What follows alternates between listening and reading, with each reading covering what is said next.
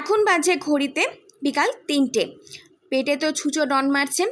দুপুরবেলাতে বাড়ি থেকে আসার সময় খাওয়া দাওয়া করেই বেরিয়েছিলাম, তবে সময় যতটা এগোচ্ছে তত কিন্তু খিদে পেয়ে যাচ্ছে। এখানকার এটা মেনু কার্ডটা অন্য আরেকটা ভিডিওতে শেয়ার করে দেবো, তোমরা দেখে নেবে কি কি আছে না আছে। তো আমরা মিক্সড নুডলস অর্ডার করেছিলাম, তো আমি দেখলাম মিক্সড নুডলস আসতে একটু লেট হবে, এই ফাঁকে একটু স্নানটা সেরে নিই। ভর সন্ধ্যাবেলায় আমি খুব একটা স্নান করি না, যেহেতু আমার ঠান্ডা লাগার ধাত রয়েছে, সেহেতু ওই টাইমটা একটু অ্যাভয়েড করি স্নানের জন্য। আর এখানে যেহেতু হট ওয়াটারের ব্যবস্থা রয়েছে, তার জন্য আর সুযোগটা হাতছাড়া করলাম না। বেশ ভালো লাগলো, এখানে স্নান টান সেরে নিলাম। শাওয়ার জেল, কন্ডিশনার, শ্যাম্পু, এখানে যা যা দেওয়া হয়েছিল প্রত্যেকটা ভীষণ ভালো কোয়ালিটির। তাই দেখলাম যে না, একটুখানি রিফ্রেশ হওয়া যেতেই পারে। সব সময় কি আর এই নিয়মের বেড়াজালে নিজেকে আটকে রাখা যায়? জীবনটা তো একটাই, আজ আছি কাল নাই। তাই সুন্দরভাবে যদি এনজয় করতে না পারলাম, অনেকটা আক্ষেপ থেকে যাবে। আবার সামনের জন্মে যে মানুষ হয়ে জন্মাবো কি না সেটাও সন্দেহ আছে। তো যাই হোক, আমরা স্নান টান সেরে নিলাম, আর এত সুন্দর একটা ভিউ চোখের সামনে দেখতে পাচ্ছি, বেশ ভালো লাগলো। এখানে হেয়ার ড্রায়ারের ব্যবস্থা আছে, তাই চুলটা শুকিয়ে নিলাম। আর এখন আমরা একটুখানি বেরোবো। এই হোটেলটা যেহেতু সিটির মধ্যেখানে অবস্থিত, বাইপাসে, রুবি হসপিটালের একদমই কাছে। আর সন্ধেবেলাতে যে খাবারটা আমরা খেয়েছিলাম সেটা একটু শেয়ার করতে লেট হয়ে গেল। ওটা ছিল মিক্সড নুডলস, সস, স্যালাড এগুলো দিয়েছিল, আর কমপ্লিমেন্টারি হিসেবে ওরা দিয়েছিল রোস্টেড বাদাম। তো খাবারের টেস্ট ছিল খুব ভালো, কোয়ান্টিটিও যথেষ্ট ছিল। তো এই সমস্ত খাওয়া দাওয়া করে আমার একটু অ্যাসিডের সমস্যা আছে, তাই অ্যাসিড হয়েও গেছে।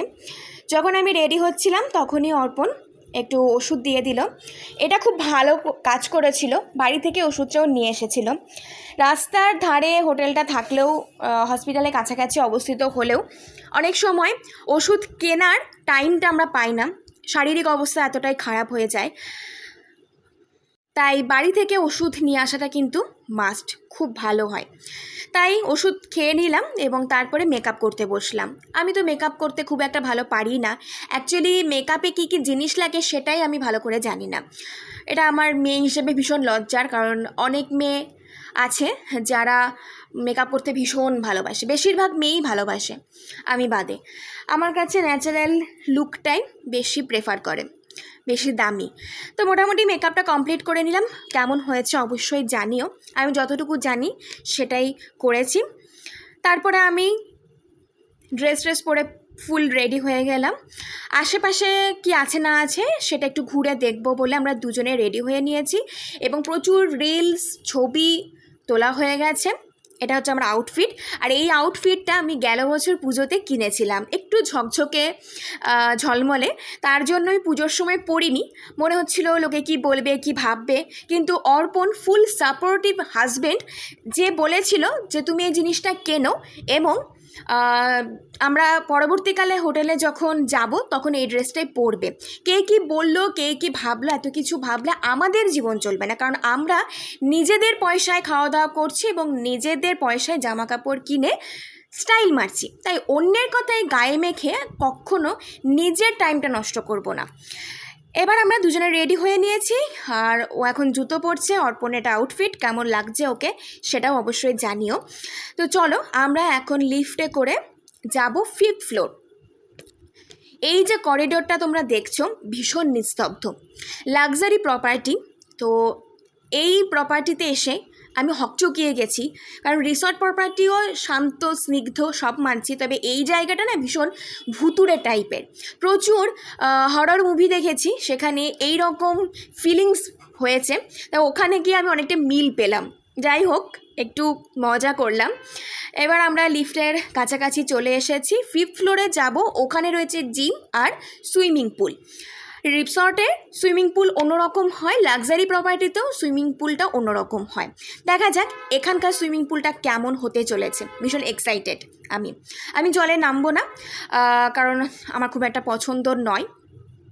আর এখানকার লিফটটাও না বেশ বড় সড়ো, অনেক লোকজন ঢুকতে পারবে এর মধ্যে। রাজকুটিরের লিফটটা একটু ছোটোখাটো ছিল, তবে এখানকার লিফটটা বেশ ভালো। আর এখানেও না আমরা প্রচুর ছবি তুলেছি। আমি প্রত্যেকটা জিনিস ক্যামেরাবন্দি করার চেষ্টা করছিলাম তোমাদের সাথে শেয়ার করব বলে, এবং ভবিষ্যতে আমাদের নিজেদের জন্য রেখে দেব বলে। আমাদের যখন বয়স হয়ে যাবে, বুড়িয়ে যাব, তখন আমরা এই ভিডিওগুলো দেখব এবং নেক্সট জেনারেশনকে দেখাবো যে আমরা আমাদের লাইফটা কীভাবে কাটিয়েছি, কীরকম আমাদের জীবনযাপন ঘটেছে। তো অলরেডি আমরা সুইমিং পুলে চলে এসেছি। এখানকার লাইটটা ভীষণ চোখে লেগেছে, ছবি তো একদমই ভালো আসছিল না, ব্লু লাইট। আর সুইমিং পুলটা একদম ঘেরাটোপের মধ্যে, দম বন্ধ কর লাগছিল। এখানে ব্যাঙ্কোয়েট হলও রয়েছে। সুইমিং পুলটা এখানকারও ভীষণ ছোট।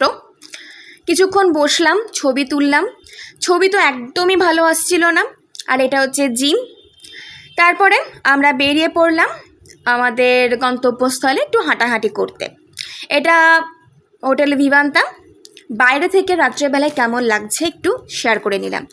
এই যে রাস্তা পার হচ্ছে, অপোজিটে রয়েছে রুবি হসপিটাল। রুবি হসপিটালের নিচেতে অনেক দোকানপাট রয়েছে।